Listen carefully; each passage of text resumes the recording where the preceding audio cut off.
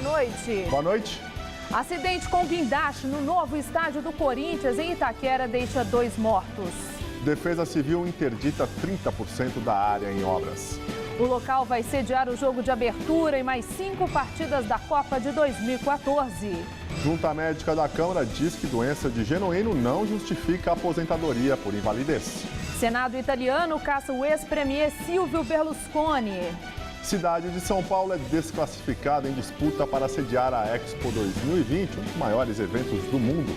O Jornal da Gazeta já está no ar.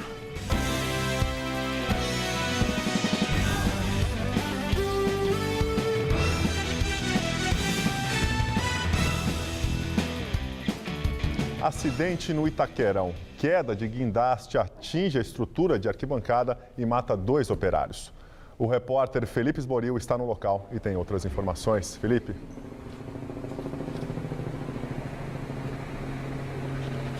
Felipe, você me escuta? Olha, Gabriel, a gente volta a falar ao vivo aqui da Arena Corinthians, local desta tragédia de quarta-feira. Por volta do 12h50, um guindaste caiu com uma peça de aproximadamente 420 toneladas. Essa peça atingiu 2 operários que morreram na hora. Vale destacar que esse guindaste tinha capacidade para 1.500 toneladas, portanto, quase 3 vezes mais o peso da peça. 37 vezes foi o número de colocações da mesma peça aqui no estádio. E apenas na última acabou atingindo a parte leste da Arena Corinthians, que vai ficar interditada por 30 dias. Um pouco mais cedo, antes do Jornal da Gazeta, a gente conversou com alguns personagens que estiveram por aqui, alguns operários e também um jornalista que pôde presenciar tudo. Confira nessa reportagem. Uma tragédia de grandes proporções. Ao 12h50 desta quarta-feira, o guindaste, que instalava parte da cobertura do estádio, caiu, afetando o setor leste da arquibancada, o telão externo e vitimando 2 operários. Eu já vi muitos acidentes em obra, mas esse aí, porque teve vítima, né? Então não é fácil nada, deixa a gente meio... A gente fica nervoso, né? Fica abalado. Era a última peça da cobertura que estava sendo instalada, justamente por aquele guindaste de aproximadamente 1 tonelada. Ele não aguentou o peso e caiu.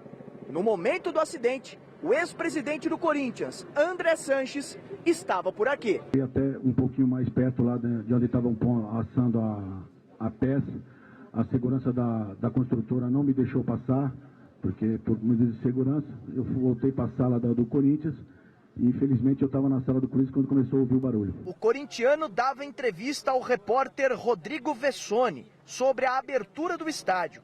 O jornalista estava no local e presenciou tudo. A gente começou a escutar pequenos barulhos. Na hora que a gente olhou para trás, o guindaste estava pendendo para o lado esquerdo e caindo sobre o estádio. Num primeiro momento é aquele susto de um guindaste daquele tamanho caindo sobre uma estrutura tão grande como o estádio. A gente viu os operários correndo e preocupados com seus colegas, alguns chorando porque sabiam que tinham colegas ali embaixo, que era impossível um acidente desse não pegar ninguém, até porque tinha gente trabalhando no guindaste. A Odebrecht, construtora responsável pela obra, se pronunciou sobre os fatos. Foi uma peça metálica da cobertura, a última peça, da qual nós já lançamos uma idêntica, né? Então não teve comprometimento com a estrutura. Houve danos numa parte do prédio, mas nada que comprometa a segurança da estrutura em si, a estabilidade. Ainda não há previsão sobre atrasos na entrega do estádio, que estava prevista para 31 de dezembro e vai abrir a Copa do Mundo de 2014. E a repórter Sabrina Pires está em outro ponto do futuro estádio do Corinthians. Ela traz mais informações sobre este acidente que matou 2 pessoas. Sabrina. Estela, aqui da onde nós estamos, a gente percebe o tamanho do estrago e que chama a atenção de muita gente. Durante toda a tarde, as pessoas vieram aqui tirar foto e perdiam muito tempo olhando, tentando acreditar no tamanho do estrago aqui no estádio do Itaquerão. Esse já é considerado o maior acidente envolvendo estádios da Copa do Mundo aqui no Brasil. Ao todo, são 12 estádios e foram 3 acidentes até aqui. O primeiro, em junho do ano passado, no estádio de Brasília, um operário de 21 anos caiu de uma altura de 30 metros. Logo depois, um outro acidente, mas aí na arena da Amazônia, em Manaus, um outro operário caiu de uma altura de 5 metros, também morreu. Um acidente em abril deste ano, na antiga Arena Palestra, atual Allianz Parque. Houve um acidente na zona oeste da capital paulista. Um operário morreu depois da queda de 3 vigas, mas a Arena Palestra não participa da Copa do Mundo, mas também foi um acidente com morte registrado este ano envolvendo estádios, a construção de estádios. E agora este acidente, portanto, com 2 mortos. Amanhã o Ministério Público do Trabalho vai participar aqui de uma vistoria para averiguar as condições de trabalho e de segurança desses operários aqui e promete tomar medidas cabíveis, dependendo do que apontar cada laudo, não só no âmbito administrativo, mas também no âmbito judicial. Gabriel. Obrigado, Sabrina, que volta a qualquer momento com mais informações sobre este acidente. O pátio da Feira da Madrugada, na região do Brás, já está aberto para a entrada de ônibus, mas os boxes que abrigarão os 4.000 lojistas ainda passam por reforma. A entrada principal da Feira da Madrugada, na rua Monsenhor Andrade, no Brás, ficou fechada depois do meio-dia. Os compradores tiveram que entrar pela rua São Caetano durante a manhã, onde entram os ônibus. Nas primeiras horas do dia, todos os acessos estiveram abertos e alguns boxes já prontos funcionaram normalmente.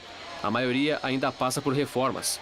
No dia 15, agora o último no feriado, quando nós estávamos aqui trabalhando, o prefeito veio fazer uma visita e ficou pré-agendado no dia 25 a reabertura para os ônibus e aqueles que já estavam devidamente regularizados e implantados nos seus locais, eles poderiam já expor os seus produtos.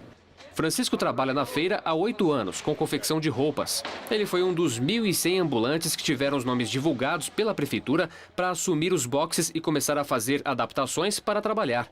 Está faltando colocar só os ferrolhos. Colocou os ferrolhos da prateleira, já está aberto. Começa a trabalhar. Eu tenho pressa porque eu tenho as contas que pagar, né? Dos 4.000 donos dos antigos boxes, cerca de 800 foram descredenciados pela prefeitura por venderem produtos piratas. As vagas serão repassadas para outros nomes cadastrados. Fizemos cadastro, pagamos o que teve de pagar, nós estamos esperando. E já tem tempo, já está terminando no final do ano e a gente sem trabalhar. Esta é a entrada da Rua Oriente. Aqui havia vários boxes que obstruíam a passagem. Mas, a pedido do Corpo de Bombeiros, todos foram realocados para este setor. Os setores foram divididos por cores. Em cada um deles existe um hidrante. Portas corta-fogo separam as áreas. Um banheiro adicional para deficientes está sendo feito com rampa de acessibilidade. Ruas largas foram feitas para facilitar o acesso do Corpo de Bombeiros em caso de incêndio. A feira está segura, que nós não temos problema mais com rota de fuga, nós não temos problema mais com qualquer tipo de segurança. Nós estamos 100% dentro do que foi recomendado pelo Corpo de Bombeiros e também pelo Ministério Público. A feira está em reforma desde abril. A prefeitura adiou a entrega várias vezes. Para mim foi sofrido, porque eu sou apaixonada por esse local, pelo dinheiro, claro, e pelas pessoas, porque aqui a gente é uma grande família, né? Caso Joaquim. Guilherme Longo, padrasto do menino encontrado morto no último dia 10, presta o primeiro depoimento após a reconstituição do desaparecimento do garoto, que aconteceu na última sexta-feira. O delegado que comanda as investigações espera confrontar o depoimento de Longo com as declarações de Natália Ponte, mulher dele e mãe de Joaquim, também presa por suspeita de envolvimento no caso. O Ministério Público divulgou o depoimento de Natália em que ela diz que a morte do garoto interessava ao padrasto Guilherme Longo. Segundo ela, depois que o pai verdadeiro descobriu que o garoto tinha diabetes, ele fazia ligações para Natália diariamente para saber de Joaquim, o que teria causado ciúmes no marido. Ela também disse que não comentou sobre o perfil agressivo de Guilherme antes do corpo do filho ser encontrado, porque acreditava que ele havia sequestrado o enteado e pudesse fazer mal ao garoto. Natália e Guilherme estão presos. Ambos afirmam que são inocentes. Máfia do ISS. Ministério Público acredita que fraude no imposto tenha começado em 2005. Segundo o Ministério Público, há indícios de que a quadrilha do ISS atuava pelo menos desde 2005, ainda na gestão de José Serra, do PSDB. Até então, a investigação apontava que a fraude teria ocorrido entre 2007 e 2012, já no governo de Gilberto Kassab, do PSD. A informação foi levada à promotoria por Eduardo Barcelos, auditor que já é investigado por participar da quadrilha do ISS. Ele fez um acordo de delação premiada em troca de redução da pena. Segundo Barcelos, foi nessa época, em 2005, que ele diz ter tomado conhecimento da cobrança de propina por parte de outro auditor, Amilcar Cansado Lemos. Ele seria o criador do esquema de corrupção. E, de acordo com o MP, Amilcar teria saído do grupo após desavenças. A promotoria já investiga Cansado no inquérito paralelo ao da máfia do ISS. São Paulo é desclassificada em disputa para sediar a Expo 2020. Dubai, nos Emirados Árabes, foi escolhido para sediar o evento. São Paulo foi eliminada na primeira etapa de votações, após receber apenas 13 votos da comissão organizadora do evento. A grande vencedora foi Dubai, com 116 votos dos 165 possíveis. As cidades de Ekaterimburgo, na Rússia, e Izmir, na Turquia, também estavam na disputa. A Expo 2020 é um dos maiores eventos internacionais e costuma durar cerca de 6 meses. Caso vencesse um complexo para exposições, seria construído em uma área de 5 milhões de metros quadrados em Pirituba. E uma nova frente fria deve chegar a São Paulo até amanhã à noite, trazendo mais chuva no fim de semana. Vamos ver em detalhes a previsão para o Brasil e o estado de São Paulo com Luciana Magalhães. As áreas de instabilidade que provocam chuva em todo o Sudeste há quase uma semana finalmente começam a perder força. Mas mesmo assim o ar continua bastante úmido e ocorrem pancadas de chuva na maior parte da região, menos no oeste de São Paulo e no litoral do Rio, onde o tempo abre. Mas no Espírito Santo e também no noroeste de Minas Gerais ainda chove bastante. De norte a sul do país também há previsão de chuva, principalmente nesta área escura que vai da Bahia até o Pará. As únicas áreas que terão tempo firme amanhã serão o sul gaúcho, o norte do Paraná, o Mato Grosso do Sul e esta faixa que vai desde o Ceará até Alagoas. Amanhã as máximas chegam aos 33 graus em Belém e aos 35 no Rio de Janeiro. Em São Paulo, a temperatura sobe e ainda há previsão de chuva. No centro-oeste, o tempo fica firme e faz calor de 36 graus em Presidente Bernardes. No centro-norte, pancadas de chuva a partir da tarde, máxima de 32 em Barretos. E na faixa leste, chuva pontual com máxima de 32 graus em Campinas. Amanhã na capital, sol com pancadas de chuva, máxima de 32. E tanto na sexta-feira quanto no sábado, a chuva aumenta com a chegada de uma frente fria e as máximas não passam dos 25 e 27 graus. Eu volto daqui a pouco no Jornal da Gazeta, edição das 10. Até lá! Na Itália, ex-premier Silvio Berlusconi é expulso do Senado. A decisão da maioria dos senadores foi aplicar no caso de Berlusconi a chamada Lei Severino. O decreto determina a expulsão do parlamento de qualquer senador condenado a mais de 2 anos de prisão. Em agosto, o ex-premier foi condenado a 4 anos de prisão por fraude fiscal. Em discurso, Berlusconi afirmou que não deixará a política. Com a expulsão, ele perde a imunidade parlamentar que o impedia de ser julgado em outros casos no qual é réu. Silvio Berlusconi responde por diversas infrações na Itália, inclusive por abuso de poder e corrupção de menores. O governo sírio afirma que irá participar de conferência de paz em Genebra, mas descarta excluir o presidente Bashar al-Assad de um possível processo de transição política. O primeiro-ministro do país afirmou que o objetivo da participação da Síria nas negociações é eliminar o terrorismo. Ele afirmou categoricamente que o presidente Bashar al-Assad não irá entregar o poder. A não participação de Assad numa possível transição de poder na Síria é uma das condições da oposição para participar do encontro. A conferência chamada de Genebra 2 está marcada para janeiro. No Egito, continuam as manifestações contra a lei que restringe protestos no país. Segundo o decreto sancionado pelo governo interino, que é militar, qualquer tipo de manifestação deve ser notificada às autoridades com pelo menos 3 dias de antecedência.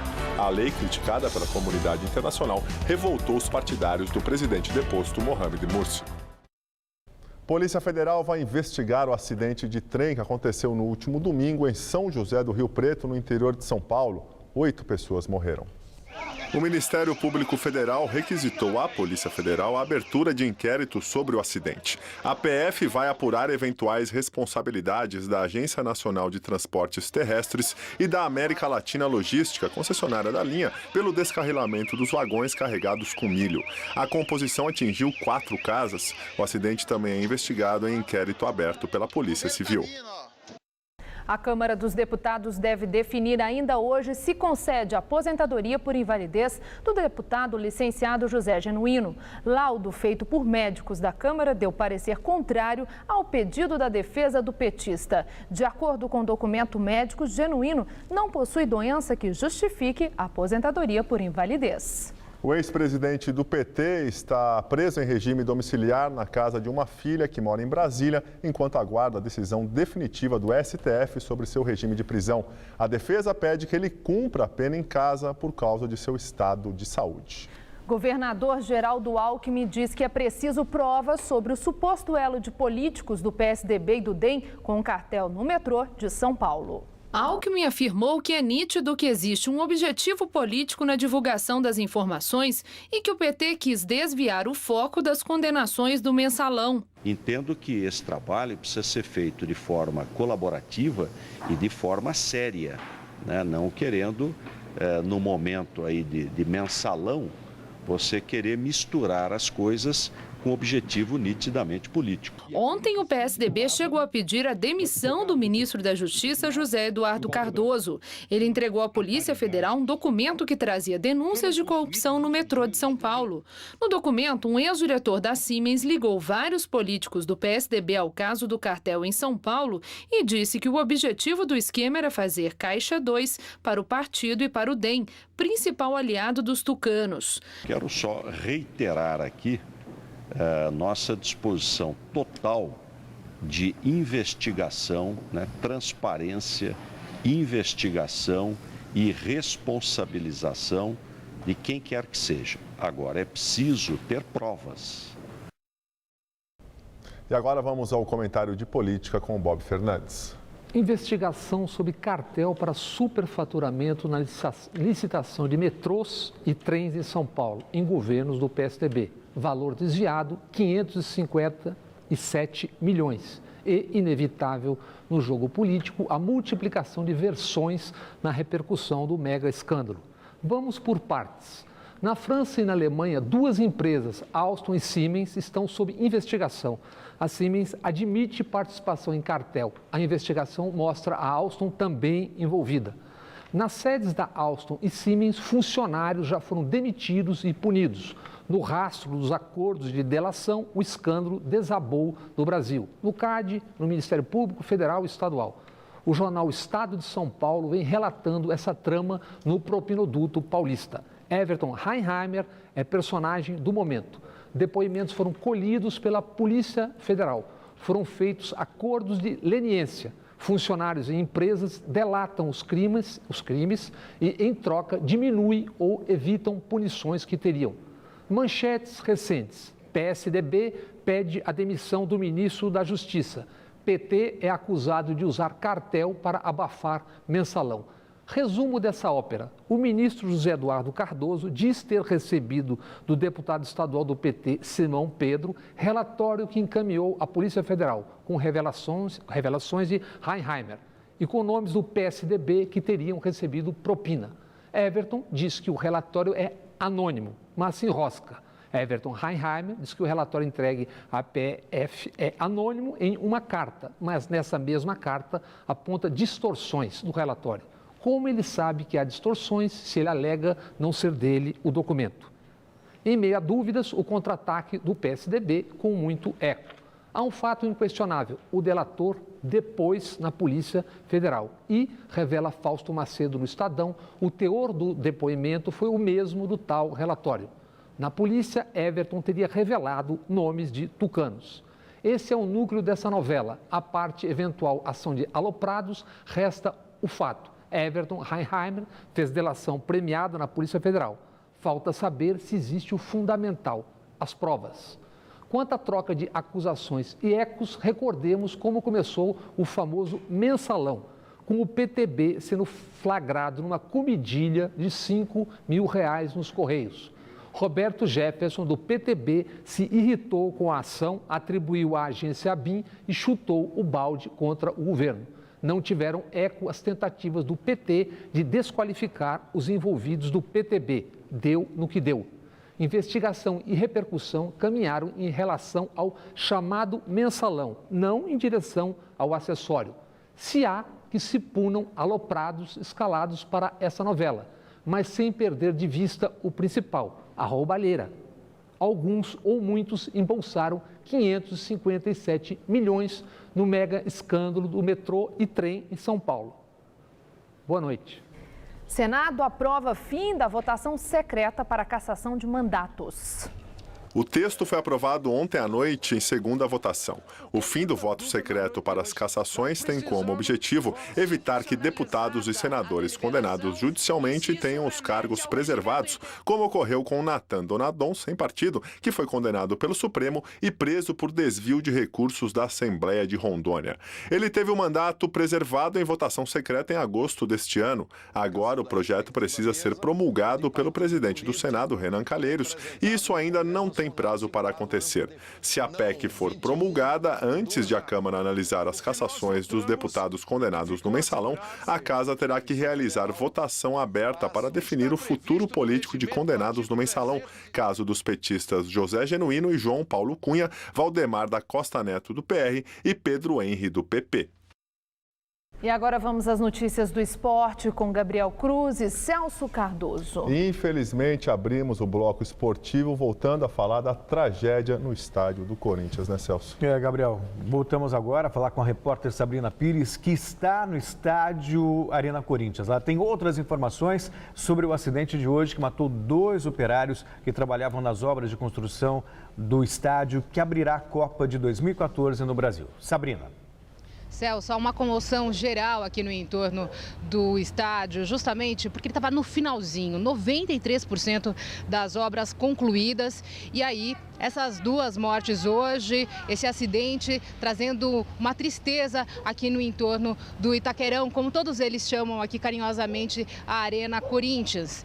Os corpos dos 2 operários, das 2 vítimas neste acidente, estão no IML, no Instituto Médico Legal da Zona Leste de São Paulo. Eles ainda não foram liberados e também não há informações sobre os velórios. Eles não são daqui de São Paulo, não são naturais aqui da cidade de São Paulo e, portanto, ainda não ficou definido onde serão os velórios e também onde serão os enterros. Agora, acompanhe mais detalhes sobre este acidente. Veja na reportagem. O Corinthians confirmou a morte de 2 trabalhadores. O motorista Fábio Luiz Pereira, de 42 anos, que dirigiu o guindaste na hora do acidente. Natural do Ceará, era casado e deixa 3 filhos. A outra vítima é Ronaldo Oliveira Santos, 44 anos, nascido em Limeira, no interior de São Paulo. Ele era separado e tinha uma filha. Segundo o clube, ele estava em horário de almoço e cochilava dentro de um túnel, uma área restrita e não poderia estar lá. Torcedores do Timão rezaram durante a tarde na porta do estádio pelos mortos. Em notas, a diretoria do Esporte Clube Corinthians Paulista, a FIFA e o comitê organizador local lamentaram com grande tristeza as mortes no acidente desta quarta-feira e enviaram suas condolências para as famílias. Ressaltaram ainda que a segurança dos trabalhadores é um tema de alta prioridade. O presidente da FIFA, Joseph Blatter, disse estar profundamente triste com as trágicas mortes em São Paulo. O secretário-geral, Jerome Valk, também escreveu estar chocado com as notícias da capital paulista. O Corinthians decretou o luto de 7 dias e não quis comentar possíveis atrasos na entrega do estádio. 30% da obra vai ficar interditada para a perícia. Mas o Ministério Público do Estado também promete fazer uma vistoria no local para decidir se vai pedir a paralisação completa da construção da Arena Corinthians. A Promotoria de Habitação e Urbanismo da capital já havia agendado uma vistoria na obra para verificar inconformidades apontadas pelo Corpo de Bombeiros. Seriam cerca de 50 irregularidades em relação à segurança contra incêndio. Quanto ao incidente entre o repórter do jornal Folha de São Paulo, Daniel Vasquez, e o ex-presidente do Corinthians, André Sanches, que teria agredido o jornalista por ter feito imagens pouco depois do desmoronamento, Sanches disse que xingou, mas não bateu em ninguém. Tinha policiais comigo, tinha arquiteto comigo, quem me conhece sabe que eu xinguei mesmo. Eu falei alto, mas não relei a mão nele, nada, não teve nada. É para variar mais um mentiroso. Celso, muito complicado aí a morte de 2 operários. E como é que fica a programação agora, já que o estádio já estava um pouco atrasado e vai ser a abertura da Copa em junho do ano que vem? O próprio engenheiro da obra deu declarações dizendo que não abalou a estrutura e como há tempo hábil ainda. O Corinthians provavelmente vai fugir do prazo, então a previsão era de entrega agora em final de dezembro, dia 31, mas talvez atrase uns 2 meses, pelo menos num primeiro momento, as primeiras impressões. É claro que requer um estudo um pouco mais aprofundado, até para apurar também o que aconteceu de fato e ter a verdadeira noção do que aconteceu, que parte da estrutura foi abalada. Num primeiro momento, os engenheiros negam qualquer abalo na estrutura. E a investigação tem que ser feita como se fosse um acidente de qualquer outra obra, paixões clubísticas deixadas de lado. Claro, obviamente que a gente sabe que no Brasil tem coisas que funcionam de acordo com a necessidade. Como é o estádio para a abertura da Copa do Mundo, imagino que a investigação ocorra mais rápido do que normalmente ocorreria, mas sem dúvida há de se investigar o que aconteceu. E como bem disse, lembrou a Sabrina, a notícia repercutiu no mundo, a imprensa europeia, sul-americana deu destaque ao acidente na Arena Corinthians e o Blatter e o Jerome Valk também se pronunciaram lamentando o incidente. Agora sim, o futebol, 10 para as 10 da noite, Ponte Preta e São Paulo decidem uma vaga na decisão da Copa Sul-Americana. A Ponte sonha com o primeiro título realmente importante em 113 anos de história. E entra em campo em Mojimirim com a bela vantagem conquistada no primeiro jogo no Morumbi, quando venceu por 3-1. Resultado que obriga o São Paulo a vencer por 3 gols de diferença para chegar à decisão. O jogo dessa noite vale uma vaga na final da Copa Sul-Americana. Para ficar com a vaga, o São Paulo tem que vencer a Ponte por 3 ou mais gols de diferença. E a receita para isso está bem definida pelo técnico são paulino. A gente vai entrar bastante organizada e, é claro, procurar o gol, mas com organização e ter um pouco de paciência, que a Ponte com certeza deve esperar um pouco, como fez no Morumbi, né? Para Muricy, a classificação do São Paulo é difícil, mas não impossível. Só que a vantagem da Ponte tem que ser considerada nesse momento. Além de aspecto de números, né? Mas aspecto também emocional também, né? O time para logo mais à noite será o mesmo que iniciou a partida no final de semana contra o Botafogo no estádio do Morumbi, com Luiz Fabiano no banco de reservas. E Muricy sabe que o jogador está incomodado com essa situação. Eu sinto muito o que o Luiz Fabiano está sentindo, porque, volto a repetir, fui jogador e respeito muito o jogador, mas eu tenho que ter uma maneira de trabalhar, e a minha maneira de trabalhar é essa, ou seja, o que tiver melhor, né, não importa o nome do jogador, quem ele é, se ele dá o resultado, senão eu não consigo ter um grupo na mão. Noite de decisão também na Copa do Brasil. No Maracanã, Flamengo e Atlético Paranaense decidem o título do torneio que garante ao campeão um lugar na próxima edição da Libertadores da América. Empate por 0-0 garante a taça para o Flamengo. Empate em 2 ou mais gols faz a alegria da torcida do Atlético. A torcida do Flamengo está ansiosa para soltar o grito de campeão e promete lotar o Maracanã esta noite na decisão da Copa do Brasil contra o Atlético Paranaense. Mas para os jogadores, o clima de já ganhou fica só na arquibancada. Não pode influenciar, até porque é um momento desse, um momento de final, sabemos o quanto é difícil chegar até aqui.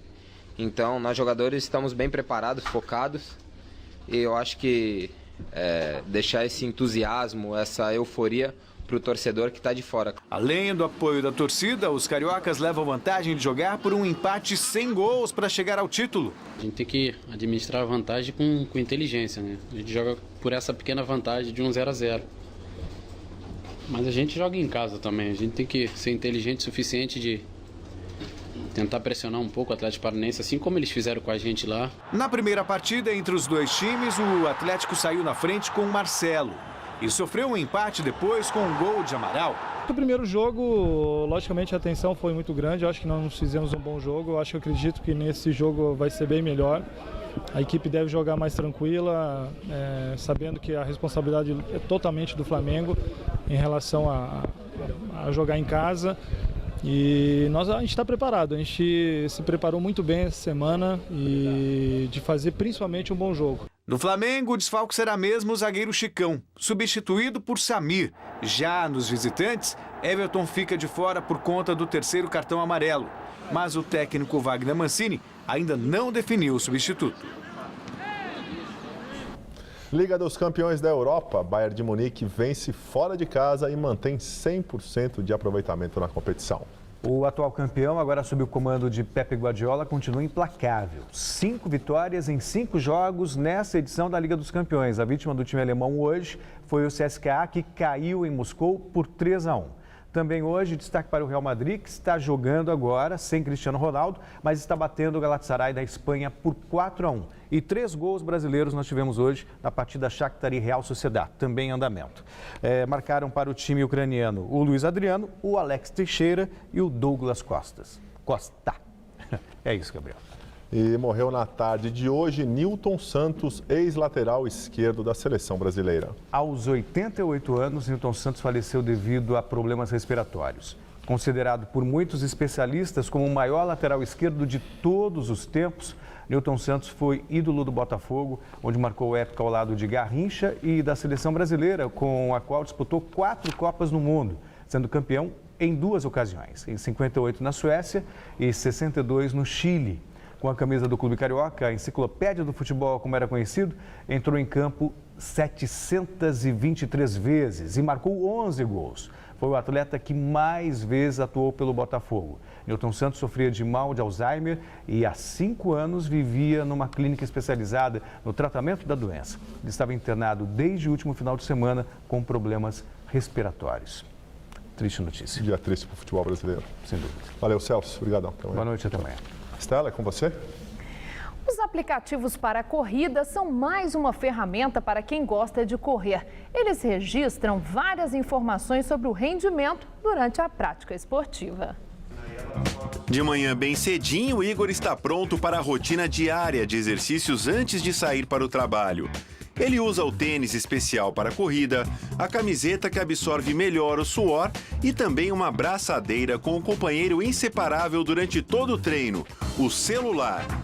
Depois que o empresário descobriu os aplicativos desenvolvidos especialmente para a turma que gosta de correr, o telefone passou a controlar o exercício. O aplicativo indica o ritmo médio de corrida, minha velocidade média, o ganho e a perda de elevação e as calorias que eu perdi. Fora isso, o tempo da prova, o tempo do treino, quantos minutos eu corri e a distância que eu percorri. E não é só ele. Pelas ruas da cidade é fácil encontrar atletas amadores interessados em medir o desempenho. Ele te mostra toda a sua planilha da semana e você vai vendo sua evolução. O aplicativo te parabeniza se você foi mais rápido, se você foi mais longe. São várias opções de softwares para todos os tipos de celulares. Os atletas procuram a praticidade com as informações que ajudam a superar os próprios limites. Ainda mais quando os resultados podem ser comparados com os dos amigos nas redes sociais. E é bacana um ficar partilhando com o outro. Baixei meu tempo, aumentei minha distância, vamos ver se na próxima a gente consegue melhorar junto. Os aplicativos para aparelhos de telefone celular estão ficando mais populares também por causa do baixo preço. Muitos podem ser encontrados até de graça na internet. Agora, será que estes aparelhinhos aqui estão roubando o mercado dos profissionais de educação física? Não, nosso mercado está em alta. Os aplicativos eles vieram e nos ajudam muito. Só que o profissional ele vai estar sempre presente na atividade física para orientar o seu atleta individualmente, ver quais as dificuldades que ele tem, e isso o aplicativo não dá.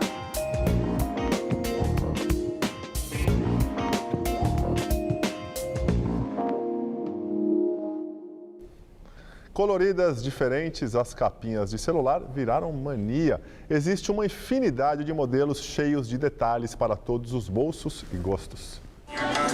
Capinha que vem com lente de zoom. Capinha com abridor de garrafa. Esta carrega a bateria do celular.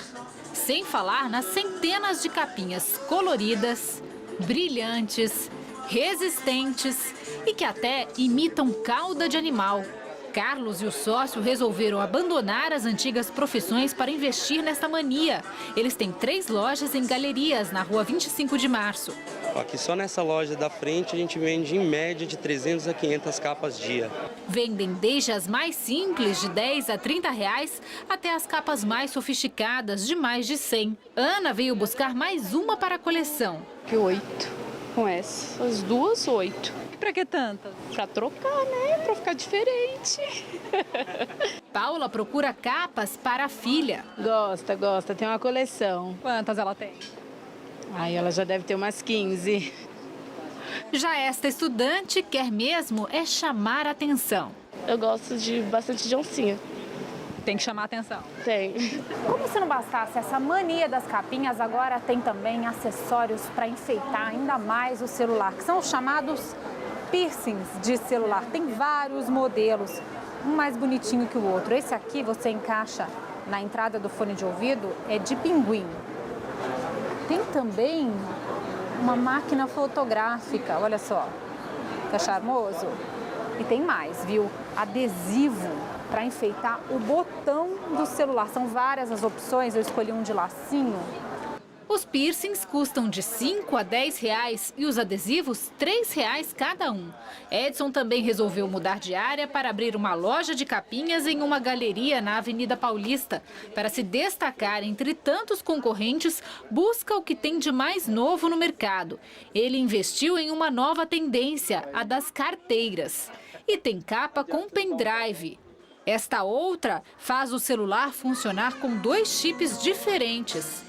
Capa que tem lente para a câmera do celular e até capa de urso de pelúcia. Todo mundo vem na loja, pode não levar, mas gosta do negócio e isso me empolga. Aí cada vez mais a gente vai ficando empolgado e vai trazendo mais coisas diferenciadas. A moda da capinha de celular evoluiu para outros itens da bolsa feminina. Este, por exemplo, é um porta-cartão magnético, muito usado para guardar o bilhete único do transporte público de São Paulo. De plástico, bem coloridos, vem com desenhos infantis, com ou sem espelho. Custam 12 reais. Viraram febre nesta loja de decoração. Aretusa tem 3, uma para cada cartão. Esse daqui é da catraca do meu trabalho. Esse outro aqui é bilhete único, ônibus e metrô. E esse é da minha faculdade.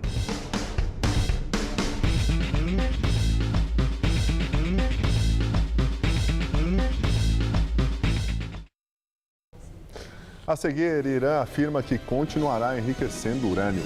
E a tensão entre China e Estados Unidos. Aviões militares americanos sobrevoam o espaço aéreo em que a China alega soberania.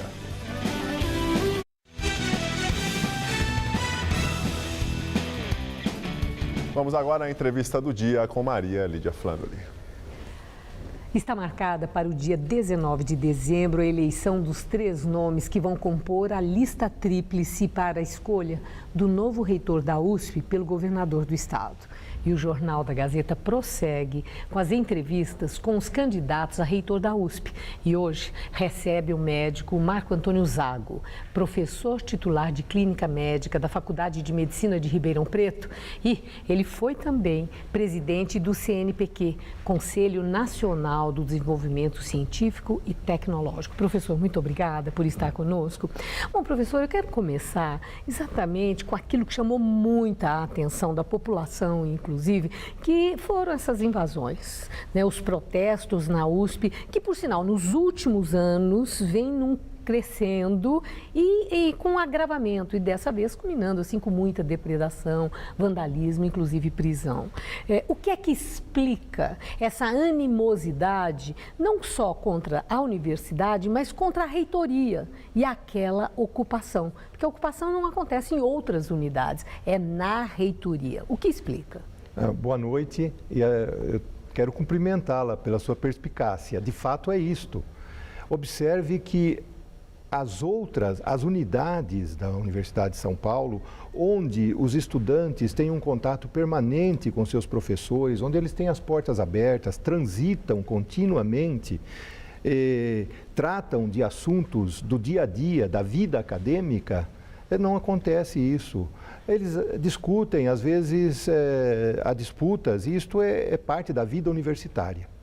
É na reitoria que isto acontece, porque há mais de 8 anos que nós temos quase que uma interrupção do diálogo da reitoria com os estudantes, que constituem o corpo mais importante da Universidade de São Paulo. E o que explica essa interrupção do diálogo? Porque na universidade, né, diálogo é uma palavra-chave. A comunicação, professores, alunos, funcionários, aquela é uma comunidade de muita participação, sempre foi. Deve ser. É isto que precisa ser retomado, de tal maneira que esta convivência dentro da universidade entre os professores, os estudantes e os servidores, e mais entre os gestores maiores da universidade e os professores, é essencial para recuperar a vida acadêmica, tá certo? Esta deve trazer uma recomposição do diálogo, da convivência e um apaziguamento da universidade. Agora, professor, a eleição tem uma característica muito marcante e tem, inclusive, sido alvo dos protestos. Primeiro, a participação de toda a comunidade. Alunos e funcionários querem ter um peso maior na votação, na escolha. Mas, por outro lado, tem um outro aspecto, que é essa história de lista tríplice. Então, são 4 candidatos dessa vez, 3 comporão essa lista tríplice. A lista vai para o governador e ele é que vai falar, eu quero esse, mesmo que não tenha sido aquele escolhido e votado pela comunidade acadêmica. Isso não é um desrespeito com a comunidade acadêmica, que elege alguém e aí depois vai lá e o governador muda a decisão do que compõe a universidade? Eu não vejo desta forma, porque, de fato, a universidade é um bem, uma propriedade do povo paulista. E de tal maneira que o governador, neste ato, ao fazer a escolha de um dos 3, ele está atuando como parte da sociedade que o elegeu para escolher, levando em conta os pesos e contrapesos e levando em conta certamente também aquilo que a comunidade acadêmica, a maneira como ela se manifestou. De tal maneira que neste momento... Mas nem sempre leva em conta, né? Se não escolhe o mais votado pela comunidade, não levou em conta. Mas se fosse para escolher sempre o mais votado, não precisaria haver lista tríplice, nem precisaria ir ao governador.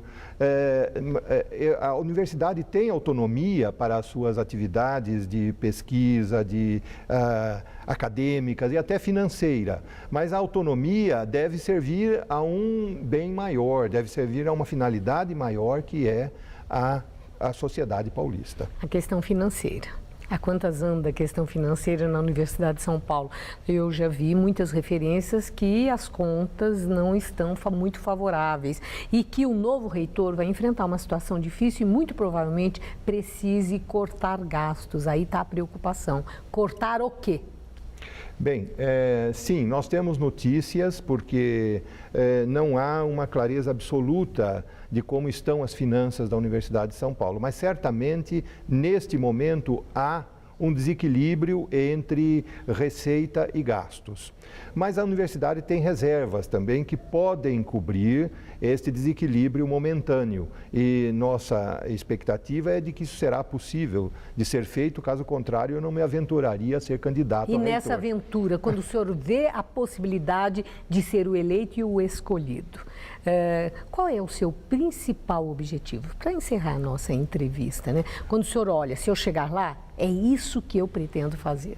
Eu diria que nós temos 3 objetivos que são importantes neste momento para a vida da universidade. Primeiro, já falamos, o apaziguamento da universidade, recompor as relações internas. Em segundo lugar, uma reforma administrativa muito importante que inclusive contemple as questões da gestão financeira da universidade. Mas em terceiro lugar, e talvez o mais importante, é que a Universidade de São Paulo precisa dar uma resposta muito mais vigorosa para a sociedade, tendo em vista os quase 5 bilhões de reais anuais que nós recebemos do governo paulista. E espera-se que nós demos uma resposta vigorosa, particularmente no que diz respeito ao ensino de graduação. E a evasão da graduação, que é alta, e para né, reduzir professor? a evasão da graduação, isto eu tenho insistido muito. Nós temos cerca média de 25% de evasão, quer dizer, de cada 4 alunos que entram na Universidade de São Paulo, um não se forma.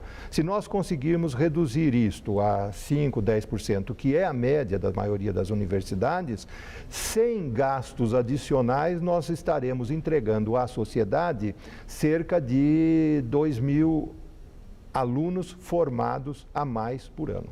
Professor, agradeço muito sua entrevista e muito boa sorte. Muito obrigado. Boa noite, Estela. E ela se tornou famosa na década de 70 por causa da ousadia de seu criador. Depois ficou escondida na paisagem urbana da capital paulista. A Casa Bola, um projeto inovador do arquiteto Eduardo Longo, está aberta pela primeira vez para a visitação pública. A iniciativa é do Museu da Casa Brasileira em parceria com a 10ª Bienal de Arquitetura.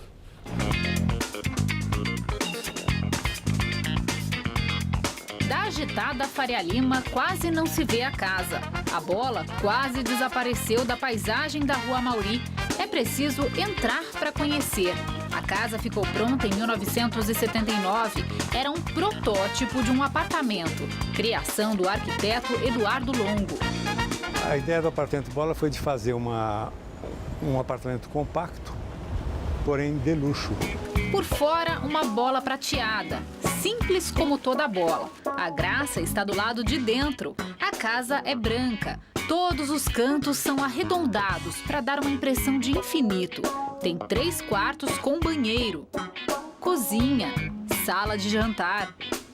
O topo da bola é uma sala de estar e de televisão. Neste momento não tem nenhuma lâmpada acesa, mas ela é muito clara por conta da entrada de luz natural, que acontece por uma clarabóia que fica aqui em cima e por outras janelas aqui. E essa preocupação com a entrada de luz se repete em vários cômodos da casa. Aqui, por exemplo, um buraco que leva a luz da janela até o quarto do casal, que fica aqui embaixo. Aqui no porão, uma outra grande surpresa, uma grande atração da casa que fica bem atrás dessa janela. É um tobogã, um escorregador que era utilizado como mais uma opção de saída da casa.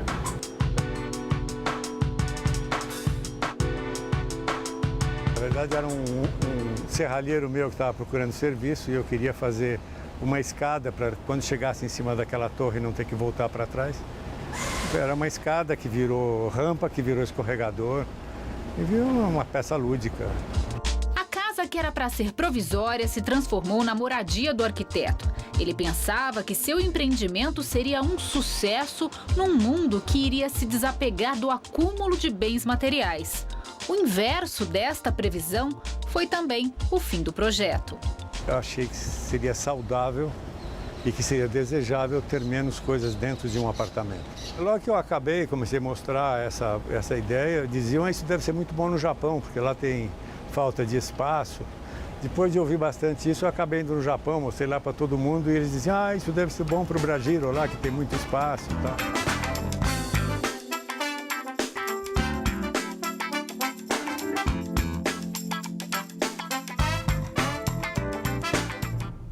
As visitas à Casa Bola acontecem até a próxima sexta-feira. Mais informações no site do Museu da Casa Brasileira, que é o mcb.org.br. China afirma que vigiou aviões militares americanos que entraram em seu espaço aéreo. As aeronaves sobrevoaram um espaço disputado entre China e Japão. Os dois aviões B-52 sobrevoaram o arquipélago das ilhas de Senkaku. A área é fonte de uma antiga disputa entre China e Japão e foi recentemente incluída pelos chineses em seu espaço aéreo. O governo japonês, que reivindica direitos sobre a região, defendeu os Estados Unidos e exigiu que a China desista da medida. Já os chineses afirmaram que toda a trajetória das aeronaves foi vigiada. Em entrevista após acordo de Genebra, o presidente do Irã afirma que o país não deixará de enriquecer urânio. Porém, segundo Hassan Rouhani, com o acordo, o programa nuclear iraniano será mais transparente. O tratado com o Ocidente prevê a diminuição das atividades nucleares do Irã em troca de um alívio às sanções econômicas do país. E após um mês de negociações, chanceler alemã Angela Merkel fecha acordo com o Partido Social Democrata. O objetivo é a formação de um governo de coalizão para os próximos 4 anos. O último passo para oficializar a união será uma consulta aos militantes da legenda. Em setembro, a chanceler foi reeleita para mais 4 anos de mandato. Premier ucraniano afirma que preparativos para assinatura de acordo com a União Europeia continuam. A declaração foi feita após milhares de pessoas tomarem as ruas contra a decisão do governo de cancelar o acordo a pedido da Rússia. A ex-premier do país, Yulia Tymoshenko, que cumpre pena por abuso de poder, continua em greve de fome em solidariedade aos manifestantes.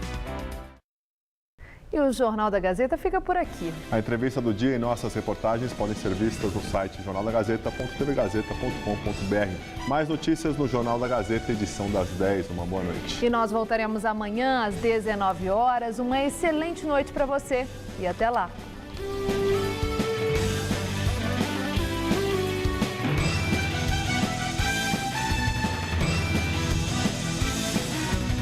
Saiba quais alimentos combatem a enxaqueca com o Todo Seu. Hoje, 10h20 da noite.